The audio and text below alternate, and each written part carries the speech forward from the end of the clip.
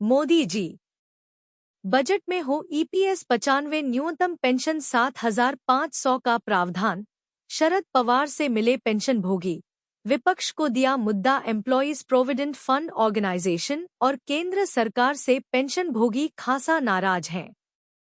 न्यूनतम पेंशन 1,000 रुपये को बढ़ाकर 7,500 रुपये करने की मांग की जा रही है। पेंशन भोगी केंद्र सरकार के साथ विपक्षीय दलों के नेताओं के भी संपर्क में। सूचना जी न्यूज छत्तीसगढ़। ईपीएस 95 न्यूनतम पेंशन, ईपीएस 95 मिनिमम पेंशन की आवाज थमने वाली नहीं है। मोदी सरकार के तीसरे कार्यकाल का पहला बजट पेश होने वाला है।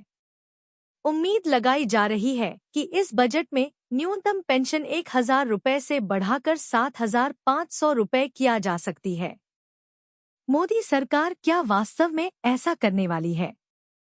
तमाम आशंकाओं के बीच पेंशनर्स ने आवाज उठाई है कि सरकार पर दबाव बनाने के लिए तत्काल मुलाकातों का दौर तेज कर दें। बजट में न्यूनतम पेंशन वृद्धि का प्रावधान रखा जाए।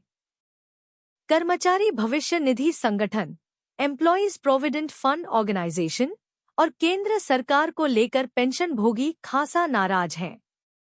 ईपीएस 95 न्यूनतम पेंशन, ईपीएस 95 मिनिमम पेंशन को बढ़वाने के लिए पेंशनर्स के कई सुझाव सामने आ रहे हैं। सोशल मीडिया पर सुझावों का दौर जारी। सोशल मीडिया पर रंजीत कुमार दत्ता ने लिखा, ईपीएस 95 पेंशन भोगियों के नेताओं को बजट सत्र से पहले इस मुद्दे को उठाने के लिए विपक्षी दलों के नेताओं से संपर्क करना चाहिए। वित्त मंत्री निर्मला सीतारमण वार्षिक बजट 22 जुलाई को पेश करेंगी, इसलिए कम से कम एक सप्ताह पहले इस मामले को सरकार के संज्ञान में आना चाहिए, अन्यथा कोई गुंजाइश नहीं है। ईपीएस 95 राष्ट्रीय संघर्ष समिति सतारा की कोशिश जारी।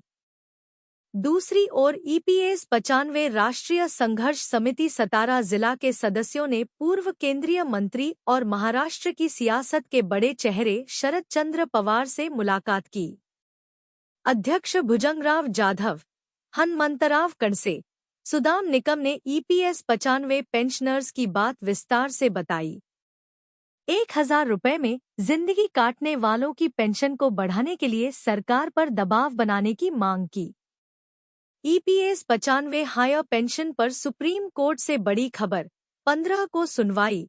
पढ़िए डिटेल। पेंशनर्स का कहना है कि सुप्रीम कोर्ट के रुख से हमें EPS 95 higher pension, EPS 95 higher pension में बेहतर की आशा करनी चाहिए। साल 2014 के बाद वालों की हायर पेंशन चालू की जा चुकी है। पीएफ ट्रस्ट की वजह से पीएसयू में विवाद बरकरार है, जहां पेंशन चालू नहीं हो सकी है।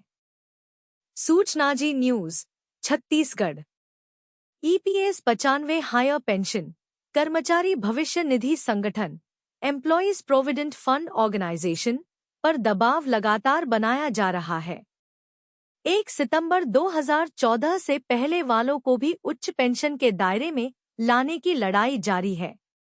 अब खबर आ रही है कि सुप्रीम कोर्ट से बड़ी खबर आ रही है। पेंशन भोगी तपन कुमार दास ने प्रवीण कोहली का पोस्ट शेयर किया, जो तेजी से वायरल हो रहा है। ईपीएस 95 1 सितंबर 2014 से पूर्व उच्च पेंशन मामले में सुप्रीम कोर्ट, हाई कोर्ट के फैसले पर सुनवाई करने जा रहा है। मद्रास उच्च न्यायालय, मद्रास हाई कोर्ट द्वारा विभिन्न डब्ल्यूए में 7 फरवरी 2024 को सुनाए गए फैसले के खिलाफ TN cement corp, TN civil supplies corp और एसपीआईसी से उच्च पेंशन 1 सितंबर 2014 से पूर्व सेवानिवृत्त को आज 2J बेंच, कोर्ट नंबर 11 द्वारा लिया गया और मामलों को सोमवार 15 जुलाई 2024 को सुनवाई के लिए स्थगित कर दिया। ध्यान दें कि इन 9 एसएलपी में सभी याचिकाकर्ता छूट प्राप्त प्रतिष्ठानों से हैं, जिन्हें पहले परिपत्र दिनांक 31 मई 2017 के मद्देनजर उच्च पेंशन से वंचित किया गया था। 4 नवंबर 2022 को सर्वोच्च न्यायालय ने निर्णय दिया है कि छूट प्राप्त परिसंपत्तियों और गैर छूट प्राप्त परिसंपत्तियों के ईपीएस 95 पेंशन भोगियों ईपीएस 95 पेंशनर्स में अंतर नहीं किया जा सकता है। ईपीएफओ उन्हें 4 नवंबर 2022 के सुप्रीम कोर्ट के फैसले के पैरा 44 वी का आधार लेकर उच्च पेंशन हायर पेंशन का लाभ देने से मना कर रहा है। इसमें कोई संदेह नहीं है कि इन एसएलपी में याचिकाकर्ता उच्च पेंशन नहीं ले रहे हैं, उन लोगों की तुलना में थोड़ा अलग हैं, जो 23 मार्च 2017 के परिपत्र के अनुसार उच्च पेंशन ले रहे थे। लेकिन उपरोक्त दोनों श्रेणियों के पेंशन भोगियों को अब ईपीएफओ द्वारा 4 नवंबर 2022 के फैसले के पैरा 44 वी की गलत व्याख्या करके उच्च पेंशन के लाभ से वंचित किया जा रहा है। पेंशनर्स का कहना है कि सुप्रीम कोर्ट के रुख से हमें EPS 95 higher pension EPS 95 higher pension में बेहतर की आशा करनी चाहिए। ईपीएस सदस्यों को हायर पेंशन देना मुश्किल। पेंशन भोगी ने खुद खोला राज सरकार बिना किसी सीमा के एनपीएस में वेतन का 10% योगदान दे रही थी, जिसे हाल के वर्षों में बढ़ाकर 14% कर दिया गया है। सूचना जी न्यूज छत्तीसगढ़। कर्मचारी पेंशन योजना 1995 एम्प्लॉयज पेंशन स्कीम 1995 पर एक और पेंशनर्स ने अपने मन की बात की है। ईपीएस 1995 योजना ईपीएस 1995 स्कीम की राशि 1000 से 7500 रुपये करने की मांग की जा रही है।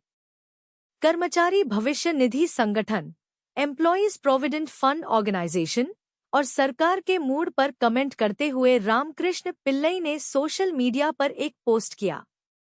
ईपीएस 95 का जिक्र करते हुए चंद्रकांत भालेराव को संबोधित पोस्ट में कहा गया कि केंद्र सरकार 31 दिसंबर 2003 के बाद शामिल हुए सरकारी कर्मचारियों को पेंशन नहीं दे रही है। सरकार बिना किसी सीमा के एनपीएस में वेतन का 10% योगदान दे रही थी, जिसे हाल के वर्षों में बढ़ाकर 14% कर दिया गया है। वह एनपीएस अपने योगदान और सरकारी योगदान के आधार पर पेंशन दे रहा है। ईपीएस में नियोक्ता ईपीएफ में वेतन का 10% योगदान दे रहा है। ईपीएफ से वेतन का केवल 8.33% ईपीएस में जाता है, जो अधिकतम 417,541,1250 तक सीमित है। शेष राशि ईपीएफ में रहती है और आपकी सेवानिवृत्ति के समय आपको वापस कर दी जाती है। नियोक्ताओं द्वारा इतने कम योगदान के साथ उच्च पेंशन मैक्सिमम पेंशन कैसे दी जा सकती है? या तो नियोक्ता योगदान और सरकारी योगदान बढ़ाएं या कर्मचारियों द्वारा कुछ करें। ईपीएस सदस्यों को उच्च पेंशन देना मुश्किल है। यह दावा पेंशन भोगी का है। सोशल मीडिया पर किए गए कमेंट में कितनी सच्चाई है, यह तो ईपीएफओ ही बता सकता है। ईपीएस 95 पेंशनर्स ने खोल दिया राज, पेंशन को लेकर क्यों नहीं बदला फैसला। सूचना Zee news Bhilai. EPS 95 pension को लेकर बेचैनी कम नहीं हो रही है। पेंशनर्स हर दिन कुछ न कुछ नया तथ्य सामने लेकर आ रहे हैं। सोशल मीडिया इसका प्लेटफॉर्म बना हुआ है, अपनी अपनी बात रख रहे हैं।